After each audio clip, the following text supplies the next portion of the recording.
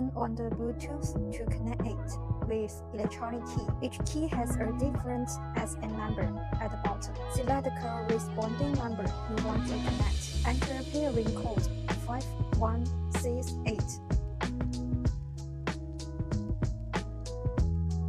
After successful connection, start adding the log code. Repeat the steps to add the log code you want to add. Here are the 4 examples.